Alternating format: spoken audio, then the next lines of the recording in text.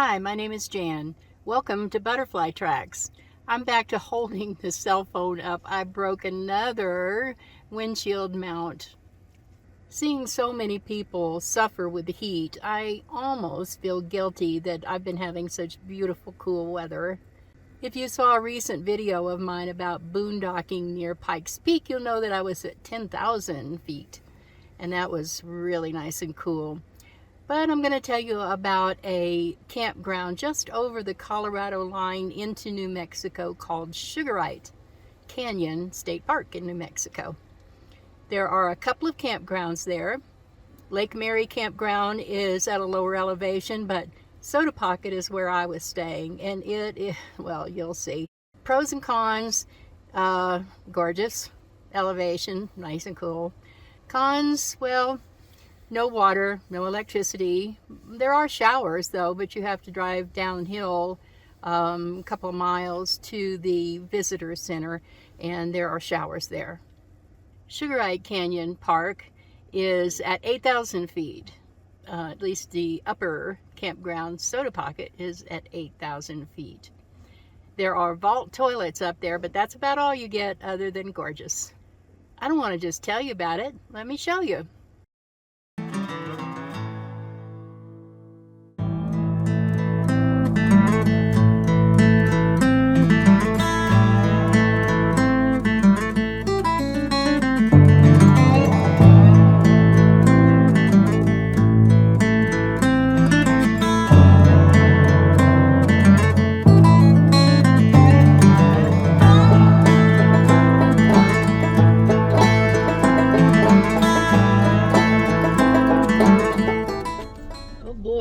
I want to share this road with you. 2 miles uphill, pretty much. Rough road, and I've got the camera on stabilize. Wildflowers, that's pretty. Look at that cliff up there. Look, it looks like it's made out of a combination of rusty iron and aged copper with that green on it. Part of the excitement, never knowing what you're going to find at the campsite, as much research as you do. You still never know till you get there. Oh, that cliff up there.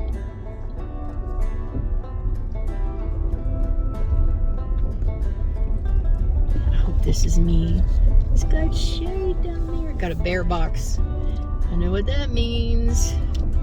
Ooh, shade. Yes. I hope this is my spot. Oh, I love it. Let me take you around my campsite. This is my first day here.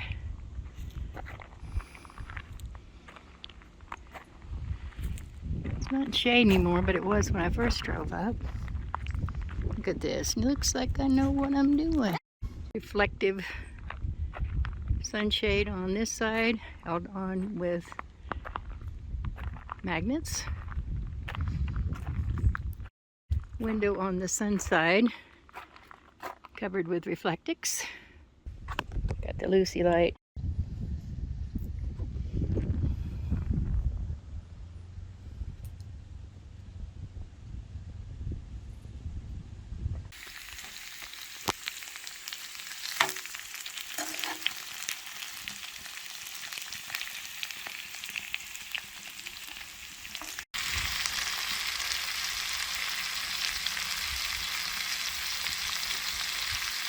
Okay, I can't help it. Van life reality. Here we go. This is my buffet table, my dashboard. Gosh, this is gross. We have a plate with the wonderful dinner I just ate. We have some salt substitute, oh my gosh, Quaker everything rice cakes. I'm so addicted. They are so good. Everything rice cakes. The glass I was drinking out of, paper towels. Dog food bowl, water bowl. Still a beautiful view beyond that, but hey, I'm at 8,000 feet in a beautiful campground. The fact that there's no internet, no cell phone means I have no choice but to just relax and read and do what campers do. No responsibilities tonight, except for cleaning up. Yeah, van life negatives. Hey, come on now. You got to do that wherever you live, right? You got to put away the dishes. You got to clean the dishes. You got to put away the food, batten down the hatches for nighttime. Nope, this is not disgusting. I traded room service, you might say, for that view. That's real. That's life. But so is this. That's not much more mess than you have in your kitchen, in your sticks and bricks, is it? I don't think so. After being in a city for 2 days, I so much appreciate this.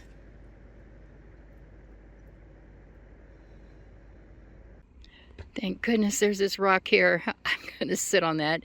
I'm going to take a panoramic view of this. Just a moment, please. Okay. Sitting on rock. Now I can face it. Down that way. Wow. I believe that view is to the north. That's the road I came up right there. And then watch this.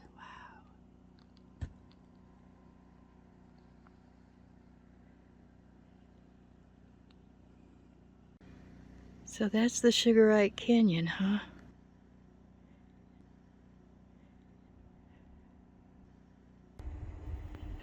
Wow.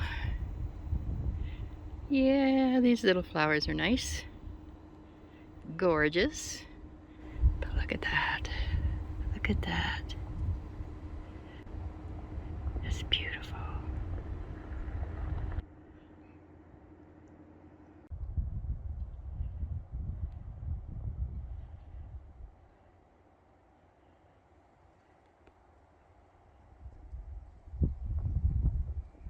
This is where the sun's setting. Nothing really special there.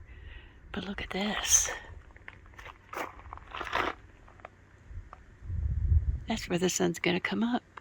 That just means that the sun is still peeking over the mountain. Maybe that means that that hill, that mountain, is higher than the one behind me where the sun's going down.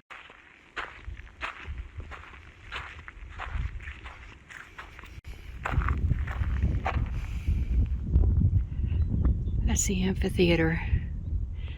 I won't be here, but in a couple of days, a ranger is going to give a presentation on, I think he said, the stars, and I don't know, but it would have been nice to be here for that. I can't believe every time I'm at a campground, each one's better than the last. This is beautiful. They said this is a nice dark sky here. And they have bears and panthers and rattlesnakes. So we'll see how brave I am. This is not the direction the sun is setting. This is the opposite side. You can see that the sun has gone down to where it's not touching the top of these mountains anymore. Let's see what it looks back there. Turn around slow. Okay. Got a little glow going on there. See, my car is right there at the end of this trail. How cute is that?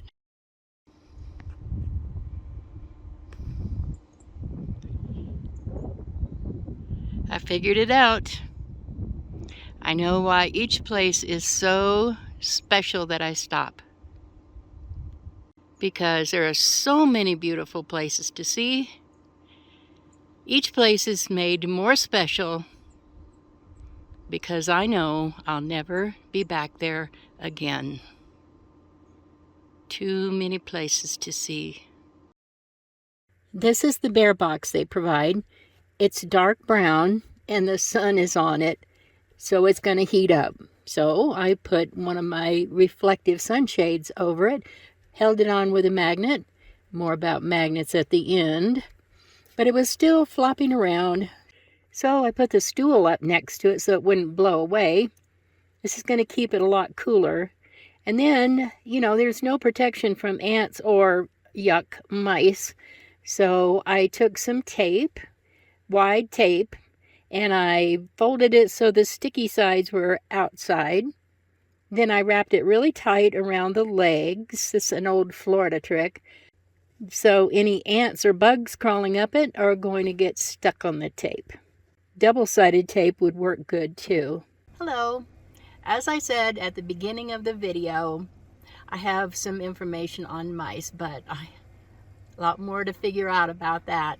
I had $1,500 worth of damage to my minivan from mice.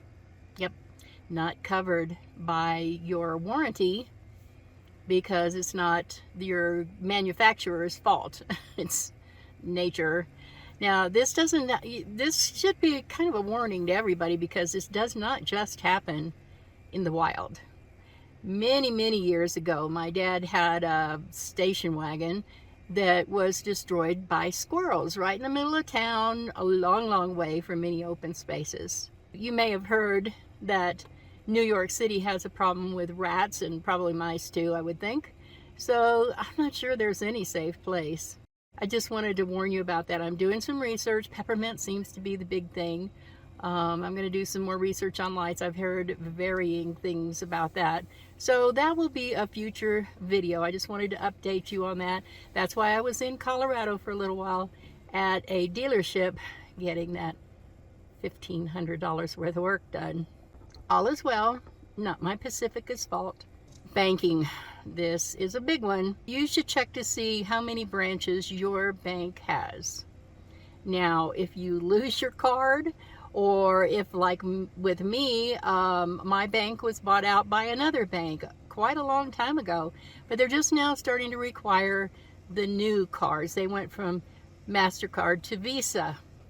So my debit card, which was a MasterCard, isn't any good anymore. So they're going to send it to me. Well, that's fine. But I'm not in Florida where my address is. I'm in New Mexico. So it's going to be a little while before I get that. Thankfully, I have plenty of cash. I'm good.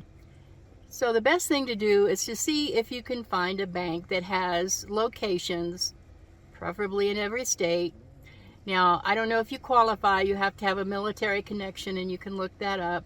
But because I'm an Air Force brat, I do have access to USAA, and USAA is all over the country. Well, they don't have branches, but they do have a connection to UPS now, and any ATM, they reimburse for the charges on the ATM. Carry cash. Not only that, have a credit card on you and a credit card hidden somewhere in your car. Have some cash on you and have some cash hidden somewhere in your car is a good idea. Now, the least dangerous thing that I'm going to talk about is magnets. You know, I love magnets. I suggest you use magnets. I use them all the time myself, but magnets can damage your paint. The stronger the magnet, the more likely to damage your paint. Sometimes they're hard to get off of metal, so you kind of have to slide it along and then get to a place that's not metal, and then you can get it off. So my suggestion is, when I'm using it on my tail veil tent, oh look, somebody's walking their dog out there. Anyway, if you use it on something like your tail veil tent or a tarp, just make sure that you keep something between the car paint and the magnet. Thank you for watching, thank you for subscribing, and thanks for leaving a like on the video. And most of all, thank you for the wonderful comments. I really feel like I'm getting to know the butterfly tribe. See you next time. Bye.